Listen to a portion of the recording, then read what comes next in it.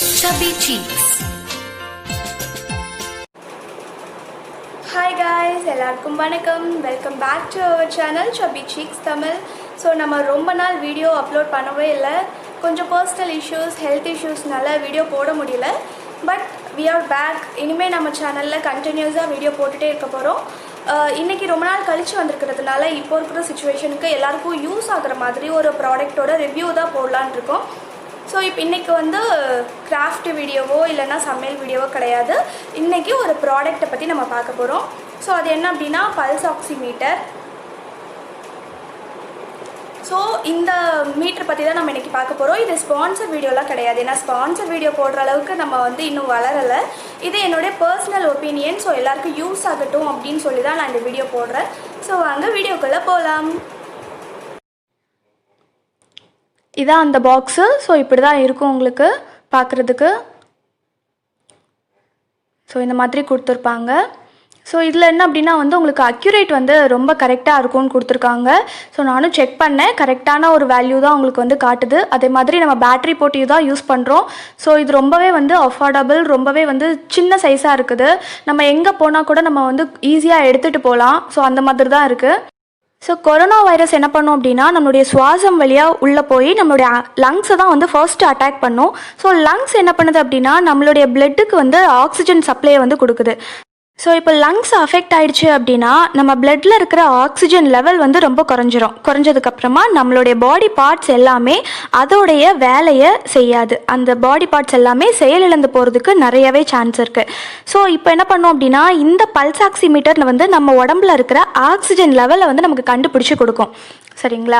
So இப்படி தான் இருக்கும் அந்த பல்ஸ் ஆக்சிமீட்டர். இதில் ஒரு பக்கத்தில் வந்து புஷ்ஷுன்னு இருக்கும். ஸோ இதை தான் நம்ம வந்து புஷ் பண்ணி நம்மளுடைய ஃபிங்கரை வந்து வைக்க முடியும்.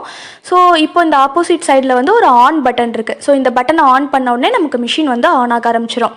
ஸோ இப்படி தான் இருக்கும் நமக்கு பார்க்குறதுக்கு. ஸோ ரொம்பவே குட்டியாக இருக்கிறதுனால நம்ம ஈஸியாக நம்ம பேக்கெட்டில் கூட வச்சுக்கலாம். ஸோ இப்போ என்ன பண்ணலாம் அப்படின்னா இப்போ நான் வந்து இதை புஷ் பண்ணி காட்டுறேன்.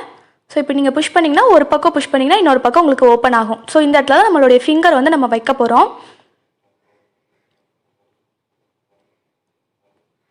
ஸோ இப்போ நீங்கள் வந்து இதுக்குள்ளே வைக்கணும். இப்போ என்ன பண்ணலாம் அப்படின்னா நம்ம வந்து அந்த மிஷினை ஆன் பண்ணிடலாம். ஸோ இப்போ வந்து சென்டர் ஃபிங்கர் வச்சா தான் வந்து உங்களுக்கு கரெக்டான வேல்யூ கொடுக்குன்னு சொல்லுவாங்க. ஆனால் எனக்கு தெரிஞ்சு எல்லா ஃபிங்கர்லேயுமே ஒரே வேல்யூ தான் கொடுக்குது. ஏன்னா நான் செக் பண்ணிட்டு தான் சொன்னேன்.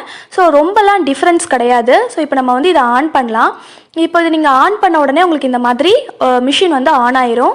ஸோ இப்போ வந்து நம்ம ஃபிங்கர் வைக்கிறோமா இல்லையான்னு அதை பார்த்துட்டே இருக்கும். நம்ம ஒரு வேளை ஃபிங்கர் வைக்கலை அப்படின்னா அது ஆட்டோமேட்டிக்காகவே வந்து ஆஃப் ஆயிரும். ஸோ நமக்கு வந்து ஈஸியாக அந்த பேட்ரி போயிடும் அப்படின்லாம் நம்ம நினைக்க வேண்டாம். ஸோ இப்படி ஆட்டோமேட்டிக்காக ஆஃப் ஆயிரும். ஸோ இந்த மாதிரி தான் அது வந்து ஃபங்க்ஷன் ஆகுது. ஸோ இப்போ நான் வந்து மறுபடியும் ஆன் பண்ணிட்டு ஃபிங்கர் வச்சு காட்டுறேன். ஸோ இந்த மாதிரி நீங்கள் அதை புஷ் பண்ணிங்க அப்படின்னா இப்போ உள்ளே வந்து ஒரு ரெட் கலர் லைட்டு தெரியுது இல்லையா? ஸோ அதுக்கு ஆப்போசிட்டில் ஒரு ரிசீவர் இருக்கும். ஸோ இந்த மாதிரி இருக்கும். நீங்கள் சென்டரில் வந்து உங்களுடைய ஃபிங்கரை வச்சிங்க அப்படின்னா ஒரு 15 செகண்ட் அதில் உடனே உங்களுக்கு காட்ட ஆரம்பிச்சிடும். ஆனால் நீங்கள் வந்து ஒரு 15 செகண்டாவது நீங்கள் வச்சுருக்கணும். 15 to 20 செகண்டில் தான் உங்களுக்கு வேல்யூ அக்யூரேட்டாக இருக்கும். ஏன்னா இப்போ நான் வந்து ஸ்டார்ட் பண்ணோடனே எனக்கு 67 காட்டுச்சுது இந்த ஆர்பிஎம். பட் இப்போ வந்து உங்களுக்கு கொஞ்சம் இன்க்ரீஸ் ஆகிட்டே இருக்கு இல்லையா? ஸோ இப்போ வந்து லெஃப்ட் சைடில் SpO2 இருக்கு இல்லையா? ஸோ அதுதான் வந்து ஆக்சிஜன் லெவலு. பிஆர் பிபிஎம் அப்படிங்கிறது வந்து பல்ஸ் ரேட்டு. பிபிஎம்னா வந்து பீட்ஸ் பெர் மினிட். சரிங்களா? ஸோ இதுதான் வந்து இந்த ரெண்டு பக்கமே உங்களுக்கு வந்து காட்டும். SpO2 அதாவது நம்மளோட உடம்புல இருக்கிற ஆக்சிஜனோட அளவு வந்து நமக்கு மேக்ஸிமம் வந்து 100% தான் இருக்கும். ஸோ அது வந்து ஒரு 95லேருந்து 100க்குள்ளே வந்து உங்களுக்கு வந்து இருக்கும். நார்மலாக எல்லாருக்குமே வந்து ஒரு 98, 99 அப்படி தான் வந்து காட்டும். ஸோ இப்போ நான் வந்து சென்டர் ஃபிங்கரையும் வைக்கிறேன். ஸோ அதில் வந்து உங்களுக்கு தெரியும். ஸோ இப்போ ஆஃப் ஆகிட்டு ஸோ இப்போ நான் ஆன் பண்ணிட்டு நான் என்னுடைய சென்டர் ஃபிங்கர் வைக்கிறேன். ஸோ மிடில் ஃபிங்கர் வைக்கும்போது உங்களுக்கு வந்து அதே வேல்யூ தான், ரொம்பவே டிஃப்ரென்ஸ் இல்லாமல் ஒரே வேல்யூ தான் காட்டும். ஸோ நம்ம கால் விரலில் வச்சா கூட நமக்கு அதே வேல்யூ தான் காட்டுது. ஸோ நடு ஃபிங்கரில் தான் வைக்கணும்னு எந்த அவசியமே கிடையாது. இப்போ வந்து நம்ம SpO2 வந்து 95 to 100 இருக்கும்னு சொன்னோமா? நார்மலாக 98, 99 இருக்கும். அந்த பீட்ஸ் எவ்வளோ இருக்கும் அப்படின்னா உங்களுக்கு வந்து ஒரு 80லேருந்து ஒரு 100க்குள்ளே இருக்கும். சரிங்களா? இப்போ நீங்கள் ஒரு வேளை வந்து ரொம்ப ஒரு நடந்து போயிட்டு வந்திருக்கீங்க, இல்லைனா ஓடிட்டு வந்திருக்கீங்க. ஸோ அந்த மாதிரி ஏதாவது ஒரு வேலை செஞ்சுட்டு வந்தீங்க அப்படின்னா உங்களுக்கு ஒரு 90 above 95 அப்படிலாம் காட்டும். இல்லை நீங்கள் வந்து நார்மலாக உட்காந்து தான் இருக்கீங்க, சும்மா உட்காந்துருக்கீங்க, எந்த வேலையுமே செய்யலை, தூங்கிட்டு இருக்கீங்க அப்படின்னா உங்களுக்கு வந்து ஒரு 70 கிட்ட காட்டும். ஸோ அப்போல்லாம் நீங்கள் பயப்பட வேண்டாம். ஆனால் நீங்கள் சும்மா இருக்கும்போதே உங்களுக்கு வந்து ஒரு 100 + 120 காட்டுச்சு அப்படின்னா ஏதோ ஒரு ப்ராப்ளம் இருக்குது அப்படின்னு அர்த்தம். அட் த சேம் டைம் உங்களுக்கு வந்து ஆக்சிஜன் லெவலும் கம்மியாக காட்டுது அப்படிங்கிற பட்சத்தில் ஏதோ ஒரு ப்ராப்ளம் இருக்குது, நம்ம வந்து ஹாஸ்பிட்டல் போகணும் அப்படின்னு அர்த்தம். ஸோ பிறந்த குழந்தைங்களுக்குலாம் வந்து இந்த பல்ஸ் ரேட் இருக்கு இல்லையா, ஸோ அது வந்து ஒரு 120 150 அப்படி தான் இருக்கும். ஸோ நீங்கள் வந்து உங்கள் வீட்டில் குழந்தைங்க இருக்காங்க, நீங்கள் அவங்களுக்கு செக் பண்ணிங்க அப்படின்னா அது 120 above காட்டுதுன்னா நீங்கள் பயப்படவே வேண்டாம்.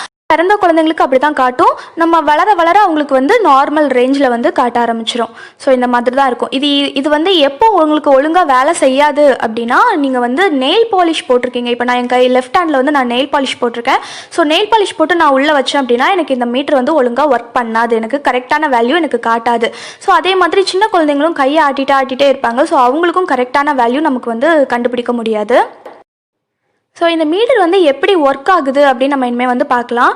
ஸோ இப்போ என்ன பண்ணுறேன் அப்படின்னா, நான் வந்து பவர் பட்டனை ஆன் பண்ணிக்கிறேன்.